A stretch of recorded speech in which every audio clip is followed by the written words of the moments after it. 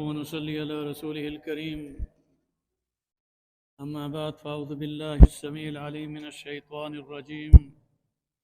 بسم الله الرحمن الرحيم.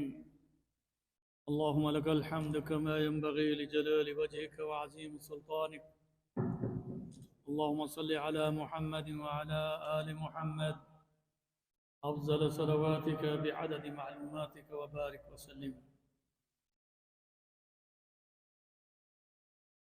پھر تصور شہنشاہ کونین کا دل میں میرے بسط احترام آ گیا. نطق کے بو سے میری زباں کے لیے جب لبوں پہ محمد کا نام آ گیا. سب کہہ دو صلی اللہ علیہ وسلم. لائے تشریف جو سرور انبیاء، آئے جو ہی صحابہ کی محفل میں وہ سارے اہل نظر، تب یہ کہنے لگے لو ستاروں میں مائے تمام آ گیا. برادران محترم، فضیلت الشیخ حضرت مولانا پیر طریقت فضیلت الشیخ حضرت مولانا ثناء اللہ صاحب اور ان کے برادران، اور در حقیقت یہ فیض حضرت مولانا حسین علی توحیدی پیر طریقت بھی تھے، رہبر شریعت بھی تھے. یہ مکی مسجد اور اس میں خانقاہ حسینیہ کا فیض ان کے لیے ہمیشہ ایصال ثواب میں رہے گا انشاءاللہ. راولپنڈی اس جامع مسجد مکی میں آج 27 رجب المرجب جو یوم اسراء والمعراج ہے، اور رات جو گزری وہ لیلۃ الاسراء والمعراج تھی. میں اس موقع پر اپنا موضوع کا آغاز کن کلمات سے کروں؟ آج راولپنڈی مکی مسجد میرے سامنے مخاطب نہیں، بلکہ پورے کائنات عالم کے مسلمانوں سے میں اس اسراء والمعراج کے موضوع پر مخاطب بھی ہوں، اور مسلمانوں کو اس مقام مصطفیٰ کے بارے میں آگاہ کرنا چاہتا ہوں، جس کو عوام تو پہلے ہی بھولی ہوئی تھی الیکشن میں. علماء نے بھی اس اسراء والمعراج کی مناسبت سے جو حق ادا کرنا تھا وہ نہیں کیا. بڑے افسوس کے ساتھ مجھے کہنا پڑتا ہے کہ آج نام نہاد اسلامک اسکالر، میں نام نہیں لینا چاہتا، جب نام نہاد ہیں تو نام کیوں لوں؟ وہ یہ کہتے ہیں کہ اسراء والمعراج کا معجزہ یہ خواب میں ہوا ہے، روح ماں جسد حقیقت سے اس کا کوئی تعلق نہیں. کتنی افسوس کی بات ہے، جس واقعے کو اللہ رب العزت نے قرآن پاک میں 2 صورتوں میں بیان کیا، اور دونوں صورتوں کے آغاز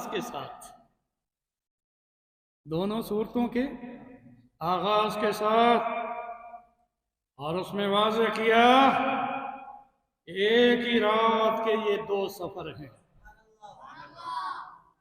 ایک ہی رات کے یہ 2 سفر ہیں.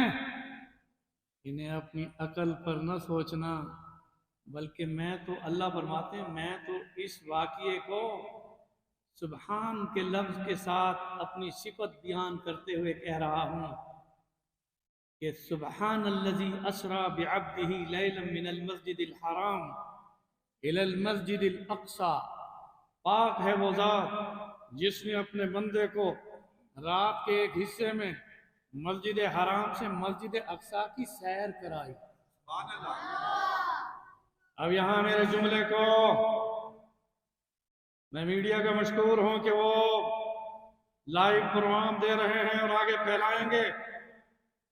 میں یہ واضح لفظوں میں بتانا چاہتا ہوں کہ رب نے اسراء کے سفر کا آغاز سبحان سے کر کے یہ بتا دیا کہ تم اپنی عقل سے نہیں سوچو، وہ ذات جو سبحان ہے قادر ہے۔ ہمیشہ سبحان کا جملہ وہاں آتا ہے جہاں انسان اپنی عاجزی کا اعتراف کرتے ہوئے اقرار کرتا ہے کہ میں عاجز ہوں اور تو قادر ہے۔ تو اب لفظ قادر آنا چاہیے، لیکن جب رکوع میں ہم جاتے ہیں تو عاجزی سے جھکتے ہوئے جب اپنی کمر کو جھکا کر تسبیح پڑھتے ہیں تو سبحان ربی العظیم۔ پھر جب سجدے میں جاتے ہیں تو اس میں اللہ کے کئی نام ہیں، مگر وہاں پر بھی ہماری تسبیح کا آغاز سبحان سے ہے۔ سبحان ربی غور سے پڑھ دو سارے، سبحان ربی یہ جبین و نیاز میں توحیدی مسجد میں، مکی مسجد میں بیان کر رہا ہوں۔ انسان کا آخری درجے میں انکساری کا جو اظہار ہے وہ سجدہ ہے، جس میں یہ ماتھا، یہ ناک، دونوں ہاتھ کی انگلیاں، گھٹنے اور پاؤں کی انگلیاں جھک کر اللہ کے سامنے یہ اظہار کرتی ہیں کہ تو قادر اور میں عاجز۔ اور کیسے نہ کہے، کیونکہ اللہ نے آدم علیہ السلام کے چہرے کو اپنے ہاتھ سے بنایا۔ آدم کے چہرے کو رب نے اپنے ہاتھ سے بنایا اور اس کے آگے فرشتے اور مخلوق جھک گئی۔ واقعہ لمبا ہو جائے گا، میں انتہائی یعنی اختصار کے ساتھ یہ جملہ دے رہا ہوں۔ اللہ نے فرمایا تمہارے بابا آدم، تم اس کی اولاد ہو، وآدم من تراب، ہم سب کس کی اولاد ہیں؟ کلنا بنی آدم، ہم بنی آدم ہیں۔ وآدم من تراب، آدم مٹی سے بنائے گئے۔ اگر ان کی فضیلت کیا ہے کہ اللہ نے ان کے چہرے کو اپنے ہاتھ سے بنا کر کہا یہ چہرہ اتنا اعلیٰ ہے کہ ساری مخلوق بمائے فرشتوں کے جبریل اس کے آگے جھک گیا ہے، اب تم نے جھکنا ہے تو کسی ادنا کے آگے نہیں، رب اعلیٰ کے آگے جھکنا ہے۔ اس لیے اس میں تسبیح کیا دے دی؟ سبحان ربی، غور سے کہو۔ ہر سجدے میں یہ تصور کیا کرو، میں بیت اللہ میں بھی مطاف میں سجدہ ریز ہوتا ہوں، مسجد نبوی میں سجدہ ریز ہوتا ہوں، اس وقت مسجد قباء میں جب سجدہ ریز ہوتا ہوں، شہداء احد میرے گھر کے ساتھ ہیں، وہاں بھی سجدہ ریز ہوتا ہوں، تو میرا سجدے میں تصور یہ ہوتا ہے کہ یہ اعلیٰ چہرہ، یہ اعلیٰ چہرہ کسی ادنا کے آگے نہیں جھکاؤں گا، جھکے گا تو سبحان ربی اعلیٰ کی تسبیح کے ساتھ رب اعلیٰ کے آگے۔ وعدہ ہے آپ کا انشاءاللہ۔ تو میرے دوستو، سبحان جہاں بھی آیا وہاں اس بات کا اقرار ہے کہ ہم عاجز اور وہ، اس کو عقل سے سوچنا چاہیے، یہ اللہ کی قدرت سے۔ اللہ فرما رہے ہیں سبحان الذی اسری بعبدہ، سبحان پاک ہے وہ ذات، اس سے منزہ ہے، قادر، مقتدر، یا اللہ، یا رحمان، یا رحیم، یا کریم، یا قوی القادر المقتدر انک علی کل شیء قدیر۔ وہ فرما رہے ہیں کون؟ اللہ، کہ میں نے اپنے بندے کو مسجد حرام سے مسجد اقصی کی، زور سے کہو، سیر کرائی۔ اب یہ بتاؤ حضور کو دعوت دی گئی تھی یا اللہ خود ہی لے کر گئے؟ دعوت نہیں دی گئی، یہ نہیں کہا کہ آپ آئیں، جبریل آئے گا اور اس کے ساتھ آ جائیں۔ کہا جبریل تو لگام پکڑے گا غلام بن کر، جبریل تو آئے گا تو آپ کو وزیر بن کر، میں اپنے بندے کو سیر کرا رہا ہوں۔ اور یہ بھی نہیں کہا میں سفر کرا رہا ہوں۔ سفر اور سیر میں فرق ہے یا نہیں بولا؟ سفر، ہمیں مدینہ منورہ ایئرپورٹ سے ہوائی جہاز پر بیٹھا اور اسلام آباد ایئرپورٹ پر اترا، یہ میرا سفر ہے۔ مگر سیر کسے کہتے ہیں؟ آپ اسلام آباد سے مری جائیں، پھر کچھ اسٹے کریں، پھر نتھیا گلی جائیں، اسٹے کریں، اور اسی طرح سے سیر و تفریح سٹاپ کے ساتھ ہے، رکتے رکتے ہے، دیکھتے دیکھتے ہے۔ اس لیے فرمایا لِنُرِيَهُ مِنْ آیاتنا، میں نے اپنے بندے کو سفر نہیں کرایا کہ ڈائریکٹ ہی مسجد اقصی بلا لیا، راستے کی سیر بھی کرائی اور نشانیاں بھی دکھائیں۔ اب اسی میں حضور صلی اللہ علیہ وسلم کو جب جبریل امین آئے تو انہوں نے دستک نہیں دی اپنا آپ کے دروازے کو، مگر جبریل جب بھی آتے تھے دستک دے کر آتے تھے، جبریل جب بھی آتے تھے اجازت دے کر آتے تھے۔ اب میں موضوع لمبا ہو جائے گا، کن کن موقعوں پر کیا کیا کہا، اتنا عرض کر دوں، اللہ نے فرمایا اے میرے سید الملائکہ، جس کو اللہ نے ملائکہ کا سردار بنایا، کہا میں اپنے حبیب کو سیر کرا رہا ہوں، جاؤ میں ان کو سیر کراؤں گا، تم لگام پکڑنا۔ اب وہ آئے، سوچ میں آئے کہ دستک دے کر جاؤں، حضور کہیں نیند میں ہوں گے تو دستک دوں، یا میں اندر داخل ہو کر حضور کے پاؤں دبا دوں، یا کہیں ایسا کہ حضور صلی اللہ علیہ وسلم بین النام والیقظان آتانی الملک، کہ حضور نے خود فرمایا ام ہانی کے گھر میں تھا اور نیم بیداری میں تھا، دو نیند اور بیداری کی درمیانی حالت میں تھا، کہ مجھے جبریل نے آ کر پاؤں دبا کر نہیں اٹھایا، پوری جانوی سقف بیتی انا بمکہ، میں ابھی سویا، میں نے دیکھا میرے تو گھر کی چھت پھٹ گئی۔ آپ کے ہاں جب کبھی کوئی آندھی بھی آئے تو آنکھ کھل جاتی ہے نہیں؟ بولو بولو۔ بارش میں گرج چمک کے ساتھ جب گرج بھی آئے، وہاں تو برق بھی ساتھ تھی۔ اب آپ کہیں گے برق کیا ہے؟ برق یہ جب بارش ہوتی ہے تو بادلوں میں ایک چمک سی آتی ہے ایسے اور ختم ہوتی ہے، اور کتنی تیز ہوتی ہے اور کتنی بلندیوں سے اس کی روشنی زمین پر ہوتی ہے، اور کبھی کبھی وہ گرتی بھی ہے۔ اس برق سے زیادہ تیز رفتار براق تھی۔ اب آئیے، جبریل نے آ کر سلام کر کے جگایا نہیں، بلکہ حضور فرماتے ہیں میری آنکھ کھل گئی، پوری جہنمی سقف بیتی انا بمکہ، بخاری شریف کی روایت ہے۔ تصور کیجئے مکی مسجد راولپنڈی خیابان سر سید والا، میں خانقاہ حسینیہ میں آپ سے مخاطب ہوں، اس جملے کو ذہن میں رکھیے، چھت پھٹ جائے اور حضور خود فرما رہے ہوں پوری جہنمی سقف بیتی انا بمکہ، جس گھر میں تھا چھت پھٹی، فنازل جبریل علیہ السلام، اور اس میں نازل ہوئے جبریل۔ اب حضور کی خبر کو سچا کہو گے یا جوید غامدی کی خبر کو کہ وہ کہتے ہیں خواب میں تھا؟ اب ذرا بولو نا، زور سے بولو، قرآن کی خبر کو سچ کہو گے؟ میرے دوستو، آج اس کی نفی کی جاتی ہے، اب میں معراج کے واقعے کو بھی بیان کرنا چاہتا ہوں، مگر آپ کے ذہنوں کو بھی صاف کروں گا۔ یہ ذہن میں رکھیے، جب چھت پھٹی جبریل آئے، فنازل جبریل علیہ السلام، بخاری کی روایت، آپ نے فرمایا کہ رہنا کیسے؟ انہوں نے کہا جس نے مجھے بھیجا اور جو آپ کو لے جا رہا ہے، آپ کا جانا ہی نرالا ہے۔ حضور نے اپنے سفر سے قبل وضو فرمایا، کیا فرمایا؟ اور یہ بتا دیا جب سیر پر جاؤ، سفر پر بھی جاؤ تو وہاں بھی، اور جب سیر پر جاؤ تو خاص طور پر باوضو ہو کر جاؤ، جہاں وقت نماز آ جائے اسی وضو میں نماز پڑھ لو۔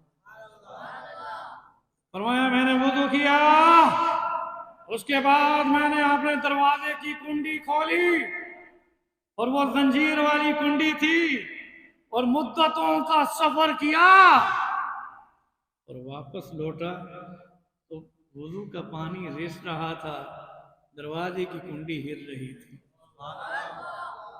اب یہ کیسے؟ پوری جہنمی سقف بیتی فرمایا اے جبریل جب جانا چھت پھاڑ کر تو اپنے پیارے میرے حبیب میرے بندے سے کہنا اب آپ کو میں نے جگا دیا اور پوری مخلوق کو سلا دیا۔ نمبر 1، وقت کو لگام دے دی، بٹن دباؤ، سیٹلائٹ سے بٹن دب گیا، بجلی ختم، سمندروں کی لہریں جہاں تھی وہاں رک گئی، ہوا جس جگہ پر تھی وہ رک گئی، جو جس کروٹ میں سویا ہوا تھا وہاں اسی حالت میں ابھی سو رہا ہے۔ اللہ نے ساری مخلوق کو سلا کر مصطفیٰ کو جگا کر وہ سیر کرائی کہ امام غزالی فرماتے ہیں کہ یہ مہینوں کا سفر نہیں، سالوں کا سفر تھا۔ کتنا تھا؟ کیونکہ ایک آسمان سے دوسرے آسمان حضور نے خود فرمایا 500 سال کا مسافت ہے، پھر وہ ڈبل ہو جاتا ہے، پھر 1000، پھر وہ ڈبل ہو جاتا ہے 2000۔ اب یہ تو صرف آسمانوں کی مسافت ہے، اب میں زیادہ نہیں جانا چاہتا۔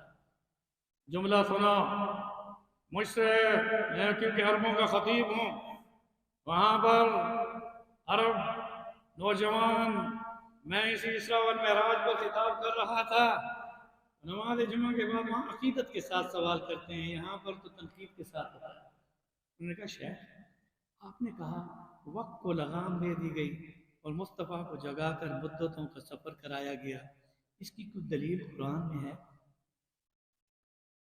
قاری یاسر صاحب انہوں نے کہا اس کی دلیل کیا قرآن میں ہے؟ میں نے کہا ہاں ہے۔ وہ بڑا چونکا، اس نے کہا قرآن میں تو سبحان الذی اسریٰ ہے یا والنجم اذا ہوا ہے۔ میں نے کہا میں قرآن سے دلیل دیتا ہوں کہ اللہ تعالیٰ نے اصحاب کہف کو جس غار میں خود گیا ہوں، تو الحمدللہ میں اصحاب کہف کی غار میں گیا ہوں، وہاں لیٹا بھی ہوں، اور انہی کے ساتھ جہاں پر وہ چھوٹا سا سوراخ ہے جس سے سورج کی شعاع آتی ہے وہ بھی میں نے لی ہے، اور کافی دیر وہاں مراقبے میں رہا ہوں۔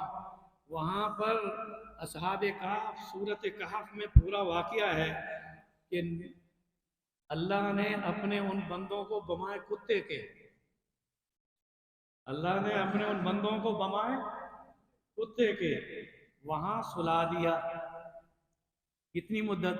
300 سنین، 300 سال، وازدادہم 9، 9 سال اور بھی اللہ نے بیان کر دیے، تو کتنے 100 سال ہوئے؟ 300۔ دیکھیں عدد بھی کیلکولیشن کے ساتھ بیان تھی۔ 309 سال میں نے اصحاب کہف کو اس غار میں لٹا دیا، یقین جانے میں وہاں پر جب سویا مجھے ان کی 309 سال والی وہ نیند کی کروٹ اب بھی وہاں مزے میں محسوس ہونے لگی، تو ان کا کیا مزہ ہوگا؟ اس کے بعد اللہ نے فرمایا کہ 309 سال کے بعد جگایا تو پرانے سکے لے کر وہ مارکیٹ میں گیا، وہ لمبا واقعہ ہے۔ تو میں نے کہا شیخ اگر اصحاب کہف کو سلا کر باقیوں کو جگا سکتا ہے تو مخلوق کو سلا کر مصطفیٰ کو بھی جگا سکتا ہے۔ اس نے کہا اور دلیل؟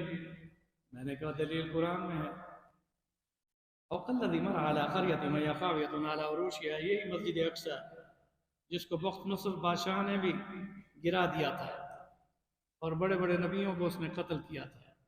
تو حضرت عزیر علیہ السلام اپنے گدھے پر سوار ہو کر جب اقصی گئے دیکھا قریہ او کالذی مر علی قریہ وہی خاویۃ علی عروشها۔ میں نے عربوں میں خطاب کیا ہوا ہے تو اس لیے اب وقت زیادہ نہیں ہوں گا تشریح کیے بغیر۔ میں نے کہا مسجد اقصی کی چھتیں گر گئی تھیں، اور اسی میں وہ سوچ کر درخت کے ساتھ انہوں نے اپنا گدھے کو باندھا اور اپنا کھانا پینا وہاں درخت کی ٹہنی سے باندھ دیا، اور بڑے فکر مند ہو کر کہے قالا هذه اللہ بعد موتی قریة وهي خاویۃ علی عروشها قال ان یحیی هذه اللہ بعد موتها۔ یہ مسجد اقصی ویران ہو گئی، یہ نبیوں کی وہ مسجد سلیمان علیہ السلام کی۔ وَيَقْتُلُونَ الْأَنْبِيَاءَ بِغَيْرِ حَقٍّ، اس ظالم بادشاہ نے بڑے بڑے انبیاء کو قتل کیا یہ یہود، ان کی تاریخ میں ہے انبیاء کا قتل۔ ہمیں موضوع ادھر چلا جائے گا، یہ دعا ضرور کر لو کہ اللہ تعالیٰ فلسطین کے مظلوم مسلمانوں کی مدد فرمائے۔ تم بھول گئے ہو جہاں حضور نے نماز پڑھائی اور لیلۃ الاسریٰ میں انبیاء کی امامت کرائی، اور آج اس رات کو بھول گئے۔ میرے دوستوں اور بزرگوں، وہ اسی سوچ میں وہ سو گئے۔ اللہ فرماتے ہیں فَأَمَاتَهُ اللَّهُ مِئَةَ عَامٍ، ہم نے 100 سال ان کو اسی زمین پر لیٹے ہوئے سلا دیا۔ ثم بعث، پھر جب جگایا، قال كم لبثت، کتنا ٹھہرے ہو؟ قال لبثت يوما او بعض يوم، عزیر کے منہ سے کیا نکلا؟ میں تو ایک دن اس سے کم وقت کے لیے یہاں ٹھہرا۔ قال بل لبثت 100 عام، تو 100 سال یہاں پر سویا ہے۔ انظر الى طعامک، اپنے کھانے کے دوئے، وشرابک، اپنے پینے کے دوئے۔ اب وہ ٹہنی جس سے آپ نے زیتون اور پانی کا مشکیزہ باندھا ہوا تھا، وہ بھی اسی طرح موجود۔ کہہ دو نا سبحان اللہ۔ وانظر الى حمارك ولنجعلك آية للناس وانظر الى العظام كيف ننشزها ثم نكسوها لحما فلما تبين له قال اعلم ان الله على كل شيء قدير۔ ذہنوں میں رکھیے، اللہ نے فرمایا اب ذرا گدھے کو دیکھ۔ گدھے کو دیکھا تو بکھری ہوئی ہڈیاں، وہ بھی اس کے اوپر سفیدی چڑھی ہوئی تھی۔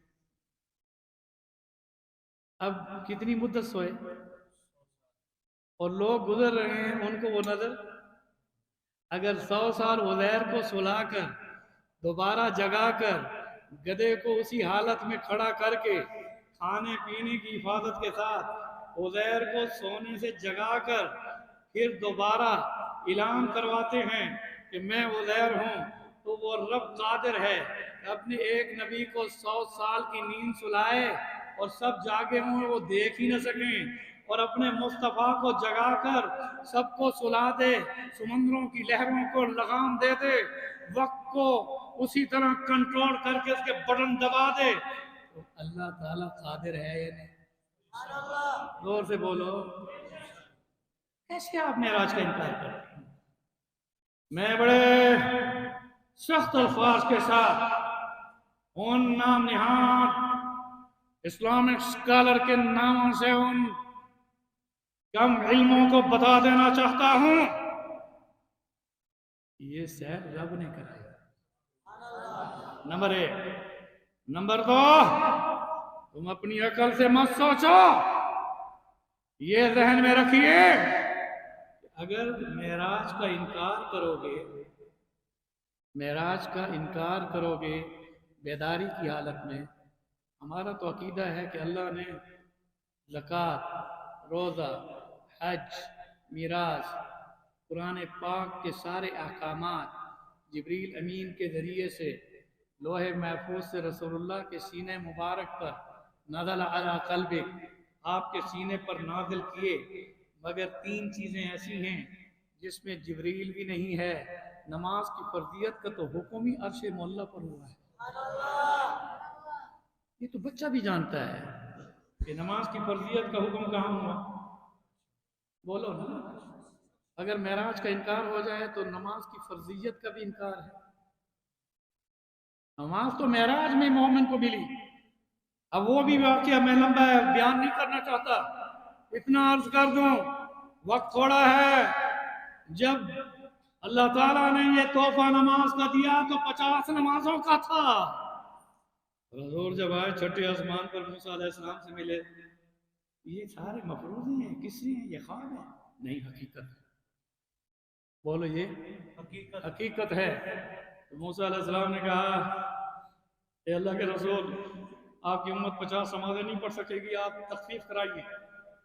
تو ایک مرتبہ چھٹے آسمان سے جو راستہ اللہ نے رف سواری کے ذریعے سے عرش تک بنا دیا تھا، مصطفیٰ 9 مرتبہ گئے اور ہیں۔ کتنے مرتبہ؟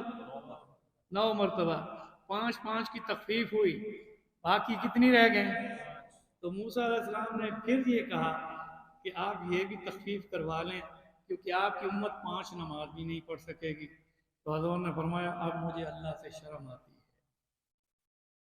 ذرا غور کرنا، اب مجھے اللہ سے شرم آتی ہے کیونکہ 50 فرض کی تھی اور 9 مرتبہ جانے کے بعد 5 رہ گئی، تو اللہ نے مجھے آگے یہ بھی فرما دیا کہ تیری امت پڑھے گی 5 اور اجر ملے گا 50 کا۔ تو میرے دوستو، ربنا لا تؤاخذنا ان نسینا واخطانا، یہ آیت بھی کہاں پر نازل ہوئی؟ واعف عنا واغفر لنا وارحمنا انت مولانا فانصرنا علی القوم، کہاں ہوئی نازل؟ جبریل کے ذریعے سے نہیں، عرضی اور سماوی نزول نہیں ہے۔ سما تو نیچے رہ گئے تھے، یعنی جتنے بھی آسمان تھے وہ نیچے تھے، عرش کہاں پر ہے؟ ہم جس زمین پر بیٹھے ہیں یہ فرش ہے، اس کی چھت پہلا آسمان ہے، کہ دوسرا آسمان فرش ہے، اس کا تیسرا آسمان کیا ہے؟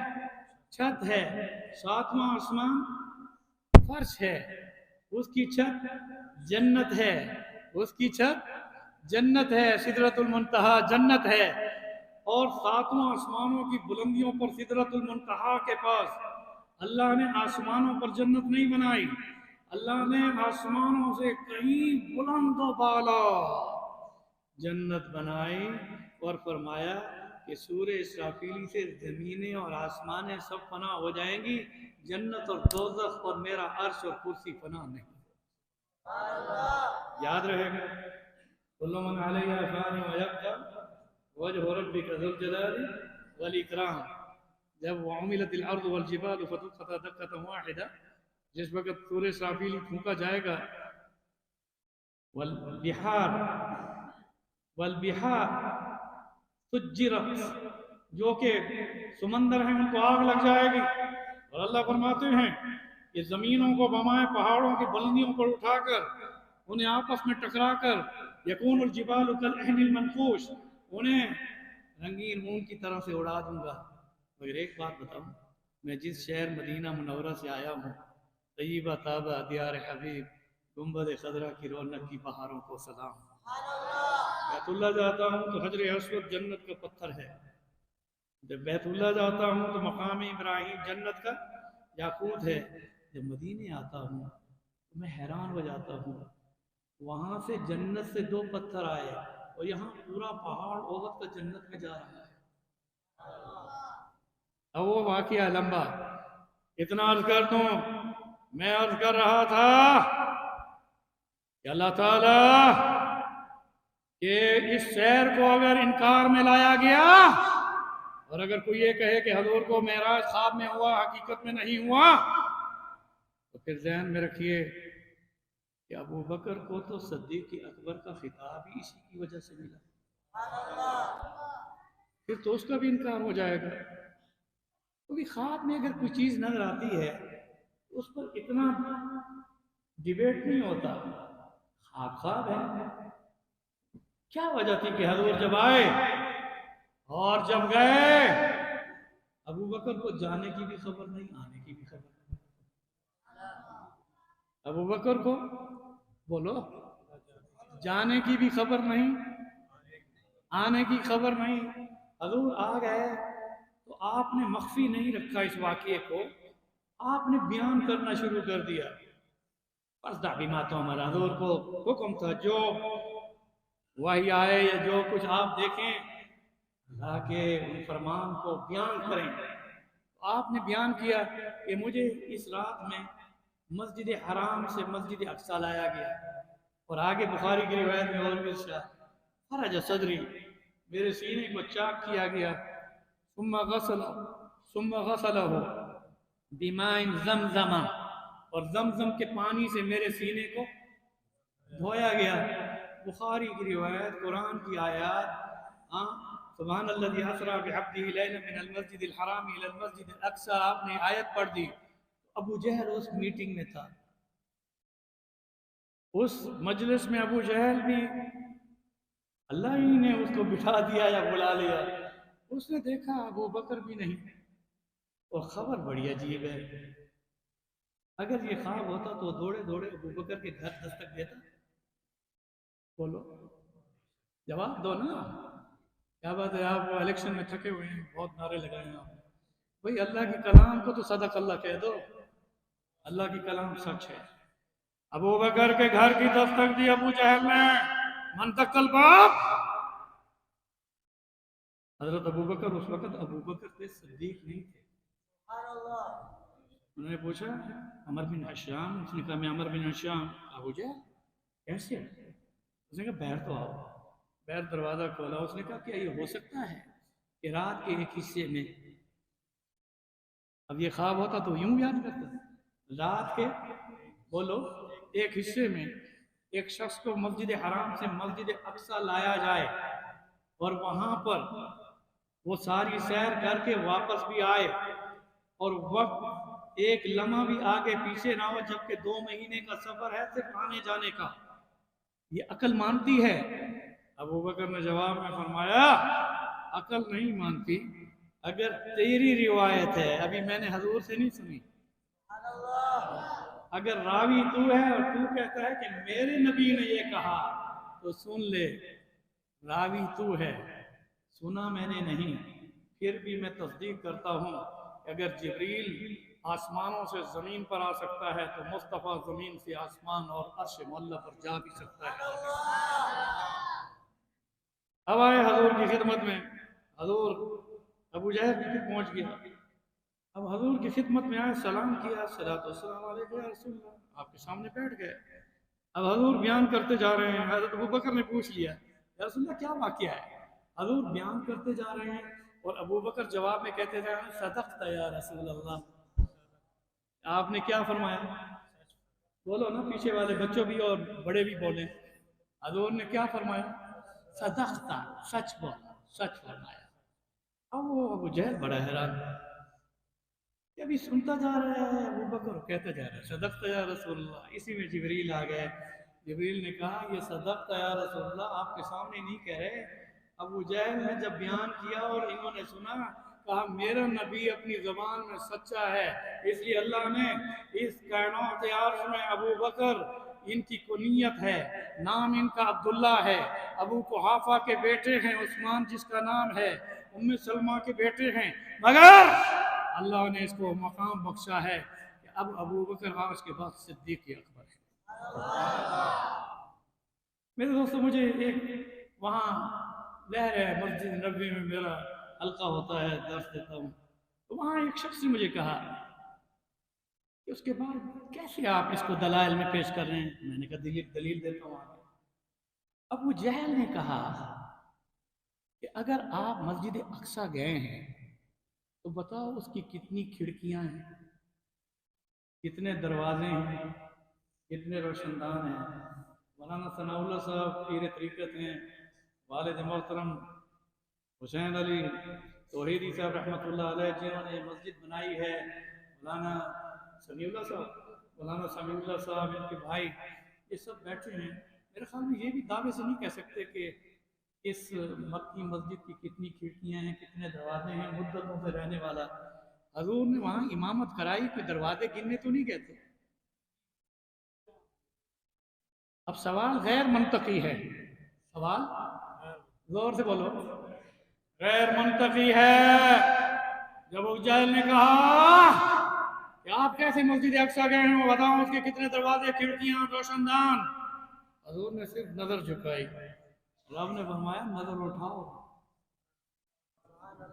آپ سبحان اللہ زور سے کہو گے تو بتاؤں گا، اور زور سے کہو. اللہ نے تو اس واقعے کا آغاز ہی سبحان اللہ سے کیا ہے، تمہاری زبان پر پھر بھی سبحان اللہ نہیں آ رہا. الیکشن کی کسی آپ کا کینڈیڈیٹ کا نعرہ لگواؤں تو آپ نعرہ لگائیں گے، ارے یہ کوئی کام نہیں آنے والے. آخرت میں ہمیں اگر حوصلہ ہے تو رسول اللہ کی شفاعت پر ہونا چاہیے. اپنی دلوں میں محبت پیدا کرو. یہ چند روزہ زندگی ہے، عظمت مصطفیٰ اور مقام مصطفیٰ کو تسلیم کرو. تم عقل سے مت سوچو. جب موسیٰ علیہ السلام کا قوم نے کہا پانی نہیں، حضرت موسیٰ علیہ السلام نے بعصاک الحجر فانفجرت من 12 عینہ، جو پتھر پر اپنا آسا مارا، آسا یہی ہے، آسا مارا، اس سے کتنے چشمے نکلے، میں گیا ہوں خود دیکھ آیا ہوں، اب بھی اس پتھر سے 12 چشمے ہیں، میں گیا ہوں کوئی نیون سٹی کے ساتھ وہاں۔ تو میرے دوستوں سنو، پتھروں سے تو ویسے بھی چشمے نکلتے ہیں۔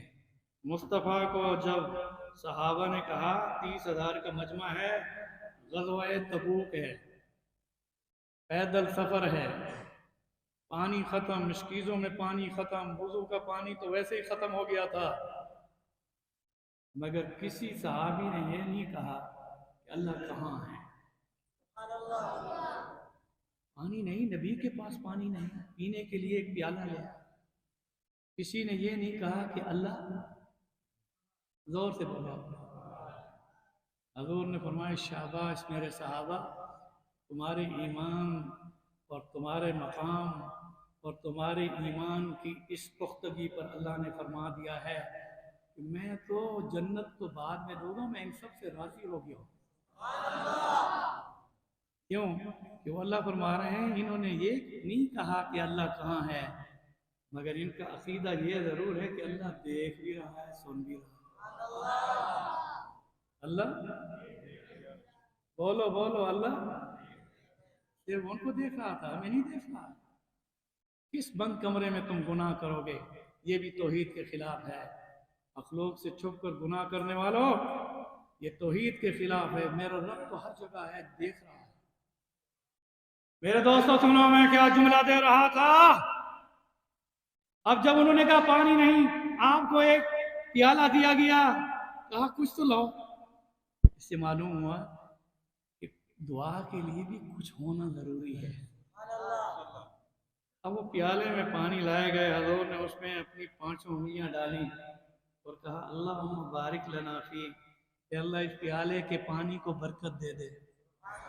ابھی انگلیاں نکالی تو آپ کی انگلیوں سے بھی 5 چشمے نکل رہے تھے اور پیالے سے بھی چشمہ نکل رہا تھا۔ آپ نے فرمایا پیالے والے چشمے سے اونٹوں کو پلاؤ اور میری انگلیوں سے صحابہ پانی پیو۔ اب اس کو آپ عقل سے لائیں گے یا اللہ کی قدرت سے؟ بولو، اللہ کے نبی نے چاند کو 2 ٹکڑے کیا، تو آپ اس کو عقل سے لائیں گے یا رب کی قدرت سے لائیں گے؟ سنو، مجھے اس شخص نے کہا کہ پھر کیا ہوا؟ میں نے کہا حضور نے جب آنکھ اٹھائی،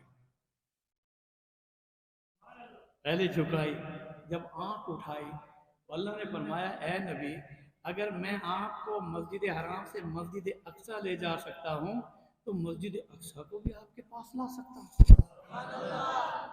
مسجد اقصی کو یہ شرف حاصل ہے کہ اس وقت چند منٹوں کے لیے اللہ نے اسے اٹھا کر رسول اللہ کے سامنے یوں رکھ دیا کہ آپ نے اتنے تک بھی فرمایا کہ میرے چچا زاد بھائی عقیل بن ابو طالب جو علی کے بڑے بھائی ہیں، اس کے گھر پر مسجد اقصی آئی ہوئی ہے۔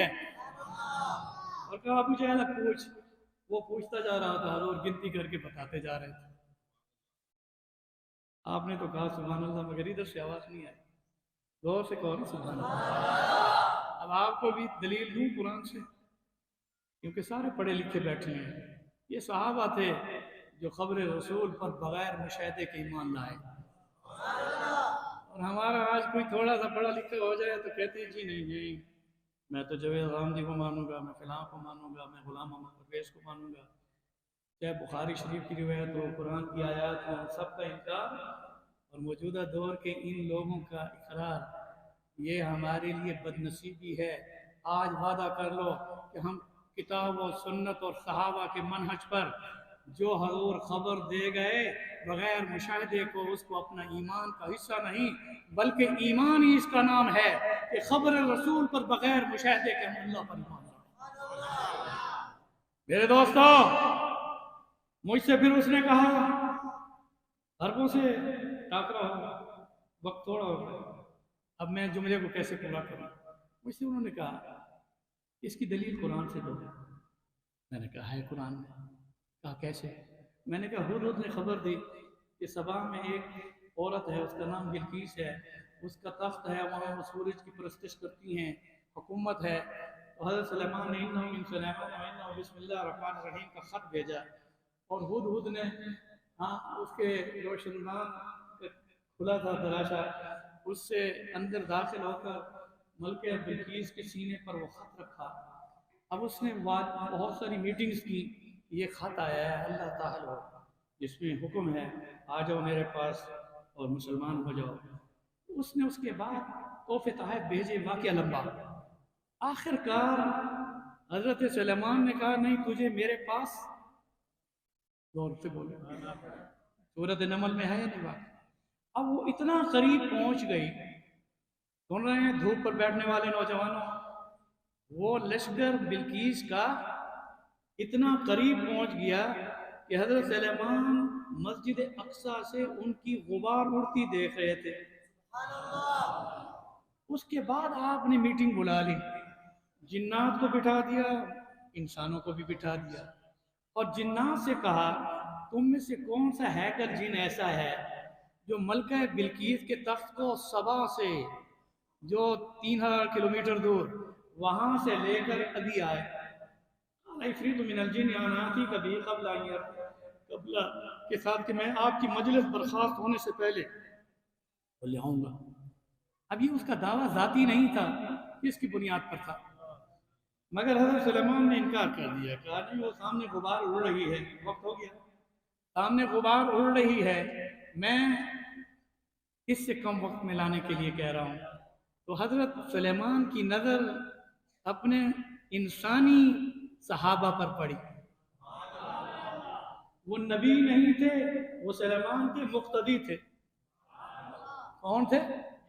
ان سے کہا بتاؤ تم میں سے کوئی ہے کہ جو ملکہ بلقیس کے تخت کو جلدی لائے، کیونکہ وہ سامنے غبار اڑ رہی ہے، اس کے آنے سے پہلے آئے۔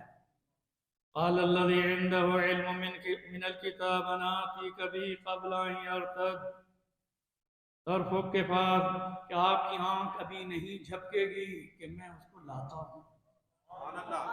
کس نے کہا؟ بولو، نبی تو نہیں تھا نا، مگر کیا ہوا؟ قبل ان يرتد طرفك، آپ کی آنکھ ابھی جھپکے گی نہیں، ابھی آنکھ جھپکی نہیں تھی کہ ملکہ بلقیس کا تخت پہنچ گیا۔ تو حضرت سلیمان نے اس کے جواب میں کیا کہا کہ نہ تو یہ میرے مقتدی کی کمال ہے، اور میرا جو تخت اڑتا ہے نہ میری کمال ہے، ھذا من فضل ربی، کس کا فضل ہے؟ ارے اگر سلیمان علیہ السلام کا مقتدی وہ تخت آنکھ جھپکنے سے پہلے لائے، تو سلیمان جس کے مقتدی ہیں اور حضور جس کے امام ہیں، کیوں فرق ڈالتے ہیں ہر وقت؟